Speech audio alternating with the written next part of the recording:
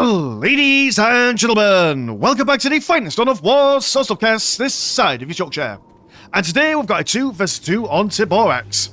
Playing on Team 1 as the Imperial Guard, we've got Alex UK. And we've got the Kez 1998, God imagine being that young, playing as the Dark Eldar.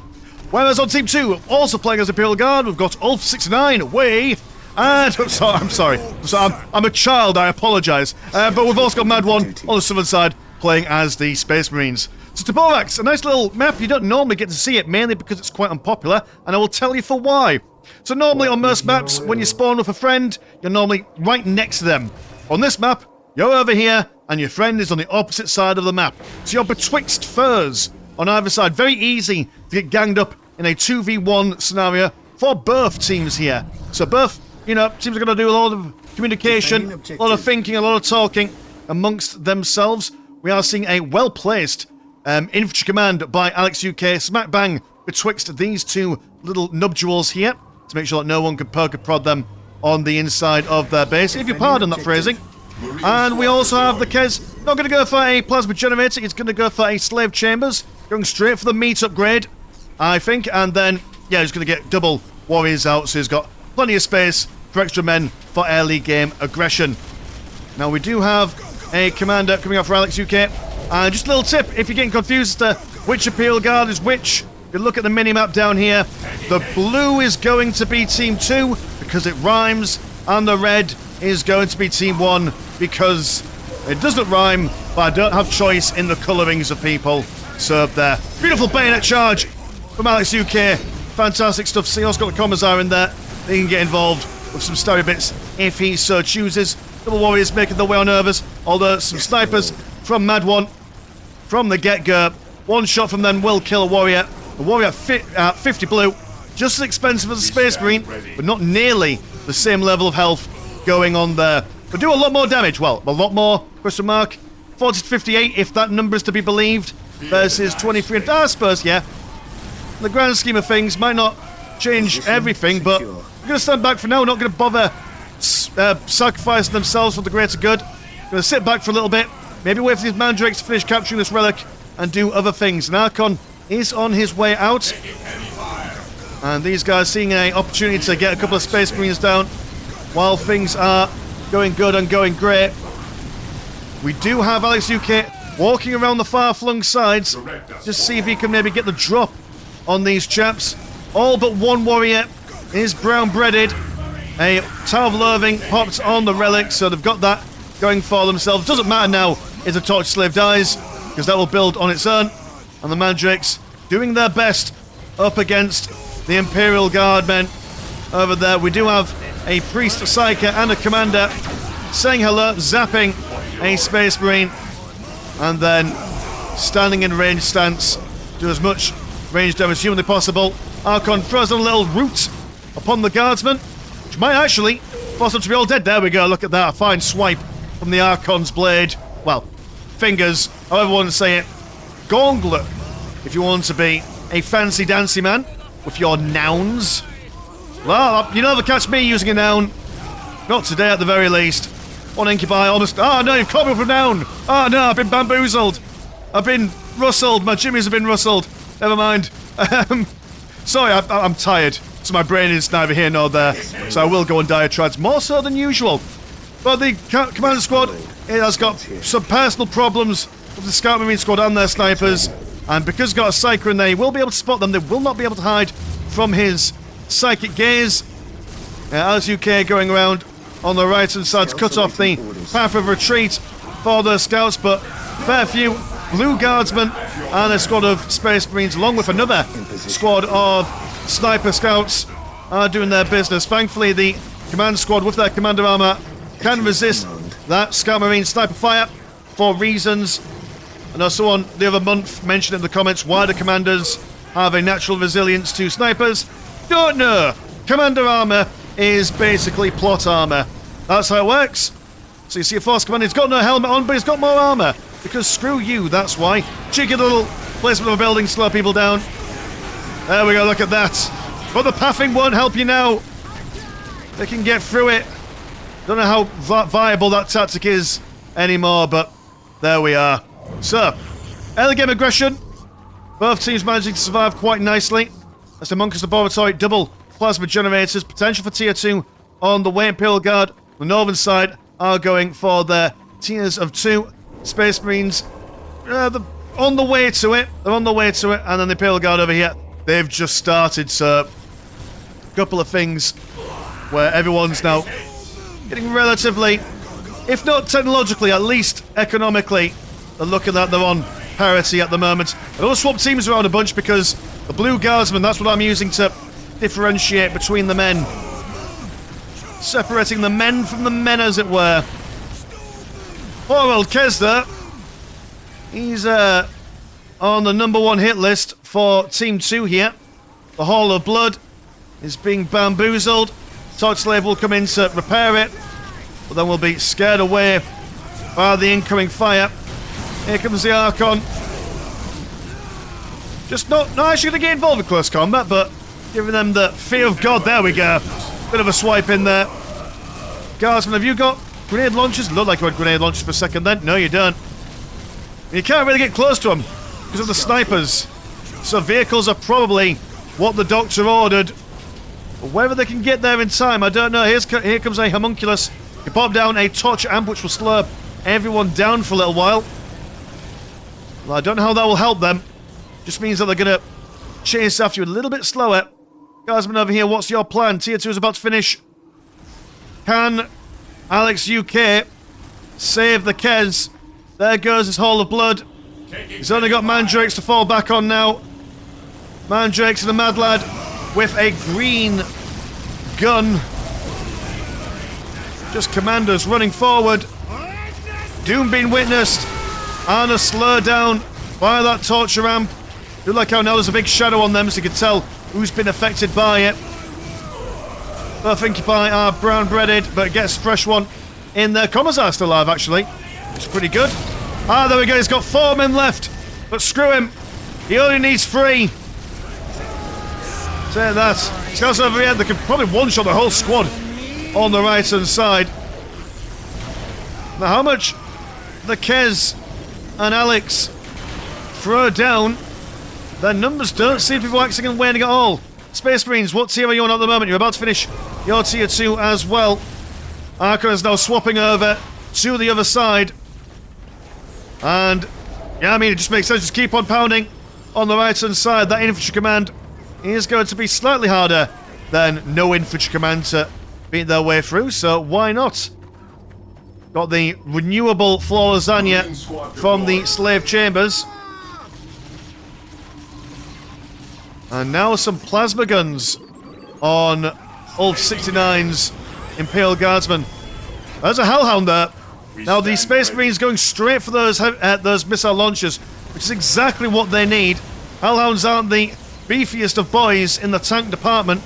One missile, doing a couple of chunks of damage. Yeah, just basically the equivalent of one 4-man volley. Takes it down to half health, essentially. It's a bad times. The brief vehicle advantage now been lost. There's a Basilisk. Do damage even if these guys aren't pushing in. Now going to get a Hall of Blood being built on the southernmost side. And I assume... I mean, no, you're still in tier 1. There's no little building add-ons, so that's all you've got to wait for at the moment. Imperial Guard, you're going to have to come in and save the day. Here comes triple Hellhounds. Archon is also running forward. He's got an extra Incubi for his pleasure. They see this Basilisk and will start punching him down. Got a Sentinel over on this northern side as well. Mass morale breaking from the Dark Eldar's global abilities. That does give the Archon a little bit of room to maneuver forward. Hellhounds are starting to focus on one squad of Space Marines at a time rather than going into the big monster mash in the centre.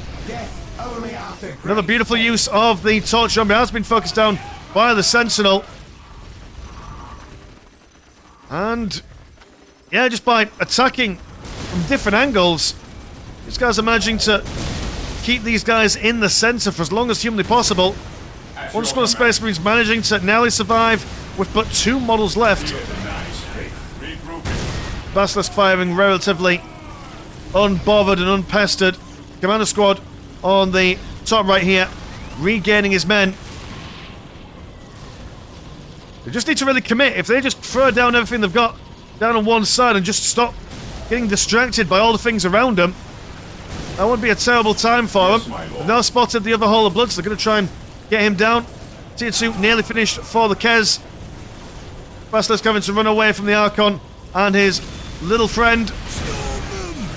The missile launchers knocking everyone backwards and around. Here, there, and everywhere. Hellhound's been shot down by the Sentinels.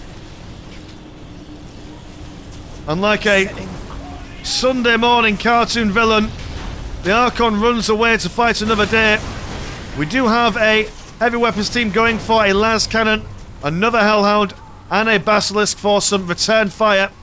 They got the mass of the Imperial Guard. Scouts ready. So one shot right in the middle of that squad will probably break the morale in one hit. I don't think you've got your morale upgrades. No, you don't actually. So quite weak against morale breaking attacks, I suppose. And while there are Space Marines with plasma guns as well, Scouts they're not really bringing the most of the majority of the damage, really, are they? Not the largest amount of glads. We've gone for missile launchers. I'm not sure why plasma guns. Why plasma guns?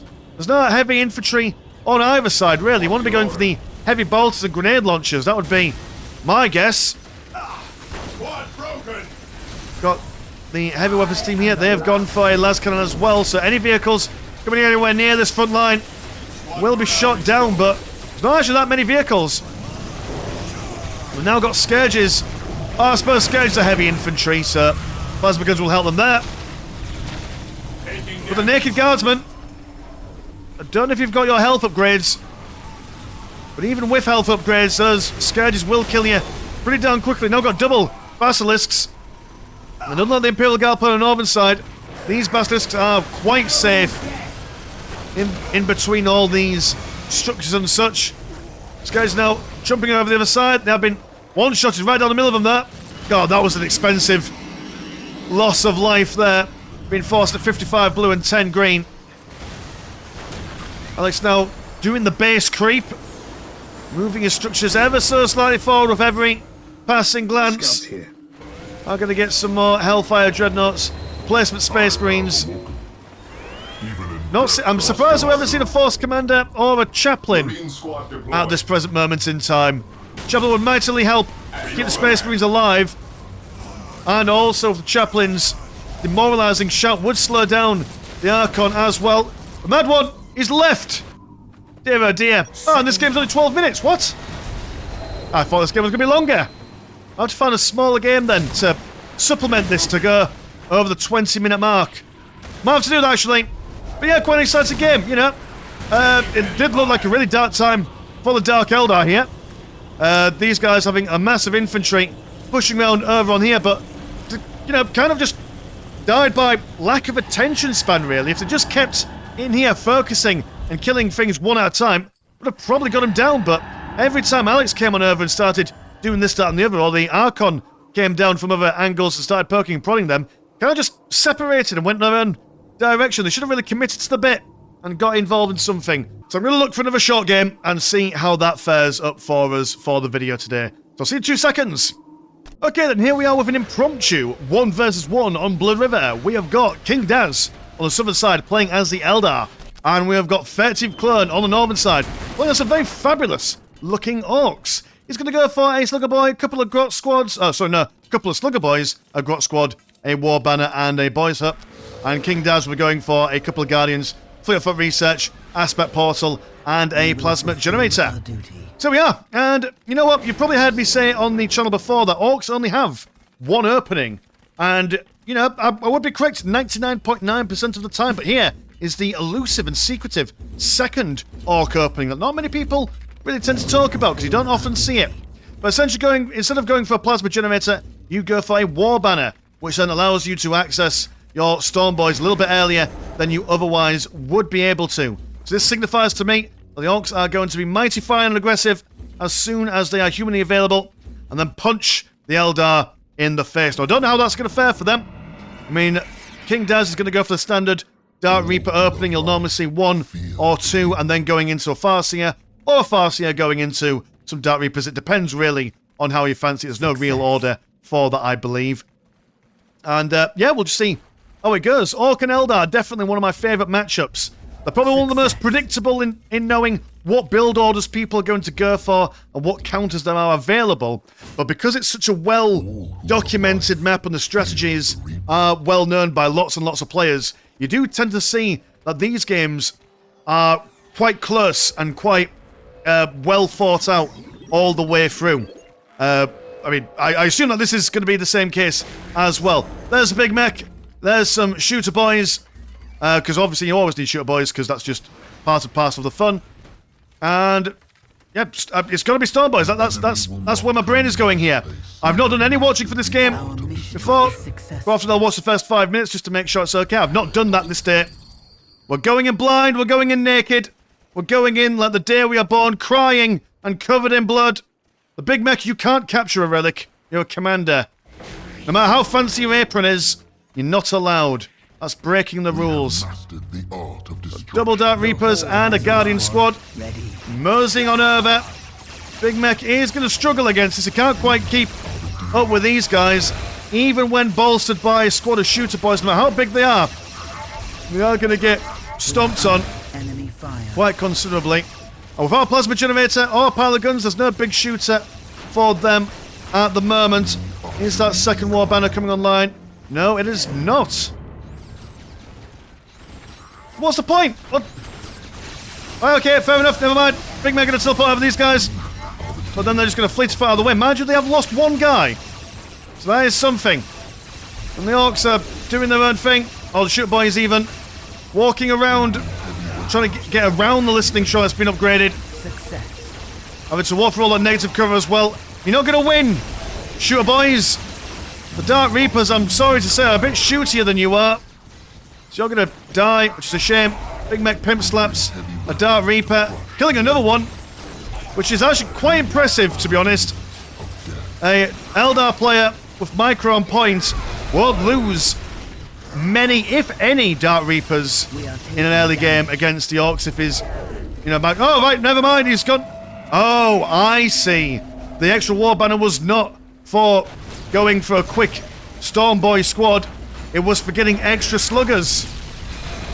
I see your wicked and foul ways. Even if the Eldar can kill you really quickly, they can't kill you quickly enough. So the plasma generators are going down. Listening Shrine is also going down as well. Hold up. I know I said that the Orcs wouldn't die very quickly, but they just did. So that's a problem. But plasma generator is down.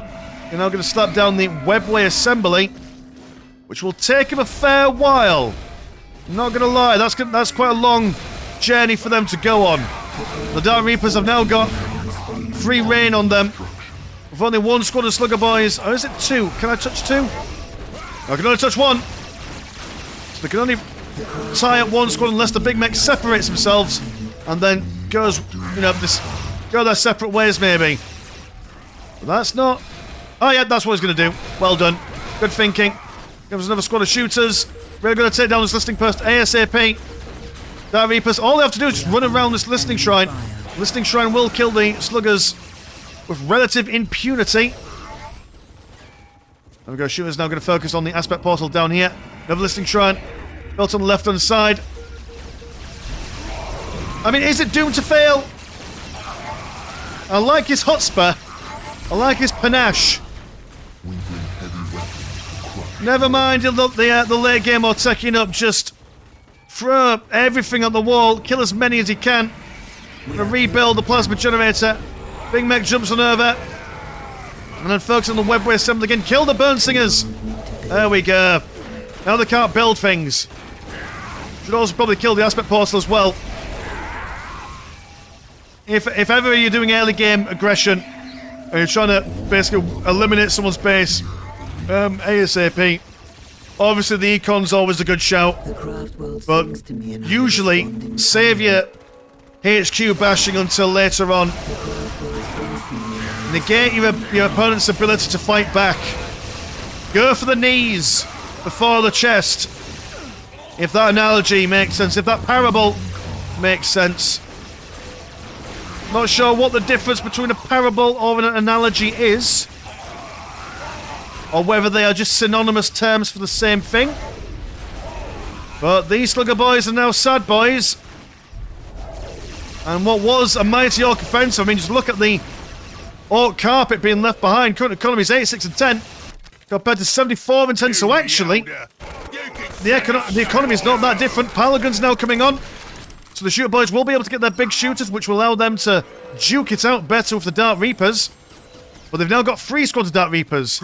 Only 1 squad of shooter boys. But if they can keep wise to the fort. 1 Dark Reaper squad almost wiped out there. Tossing a man to the side. And then running away to fight another day. Alright, very exciting stuff. Well, the Dark Reaper's going to be capturing the relic on the right-hand side. Orcs potentially capturing the one on the left-hand side. The Eldar off the back of that are now able to tech up. The Orcs are 3 war banners, if my math is correct. It goes up by 10 every time. Because you need 55 to get into tier 2. So, yeah, 3 war banners away. Which is 160 times 3. I won't do the math, I won't, you know, put to shame by my impressive mental arithmetic. Could do if I wanted to, but I don't want to. And that's the excuse I'm going to stick with. Yeah, well, the Orcs are bit burned here. I mean, they've got the heavy cover. It'll help them. They're now getting their big shooters. But they are going to also lose them at the same time when their men die. Oh, you see, both the big shooters dying straight from the get-go. That's just rubbish value. And Big Mech cannot keep on top of the Dark Reapers. Lovely micro now. It's going to the swing of it. It's going to the rhythm. So that is good times for them. Orcs still not really getting their tech up. They're spending way too much money on reinforcing their boys, which will gradually leave them in the dust. After you've gone for an early game aggression, if you've realised that it stopped working, and stop being aggressive and play economically or defensive for a while, allow yourself some time to breathe. No faction can really be 100% aggressive all the time. You've got to ebb and flow. Oh dear. Dying, doing what he loved. Being an absolute menace to society.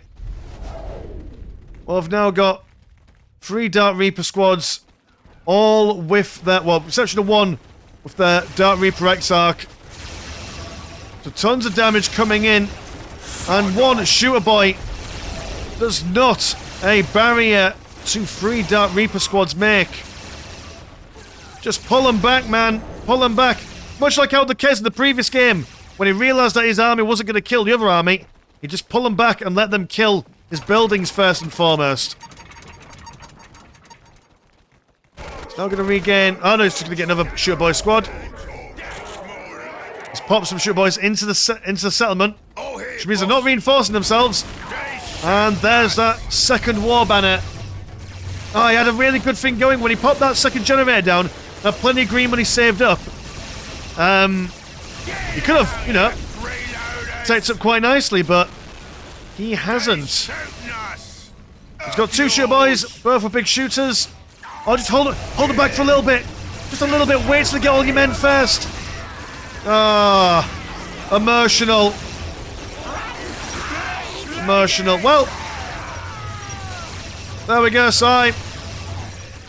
Several things happened in the game. First and foremost, I made the wrong call by thinking he was going to rush Storm Boys, because Storm Boys jump on top of Dark Reapers fairly nicely. No, he just brought in the Slugger Boys, gave them a nice carpet, and then died, and then left. So you know what? The gift of a free carpet. That's the strategy we're now dubbing this. So there we go. Even gave himself a little carpet of his own. Maybe a welcome map in comparison. So there we go. So King Daz, thank you for sending in this game, and thanks to the Kez and Alex UK for highlighting this game over on the Soulstorm UK Discord. I might remember to leave links to that in the description below. and that these were games. The games happened. Cheers, boys and girls. Patreon description, Discord description. Love you all. Mwah.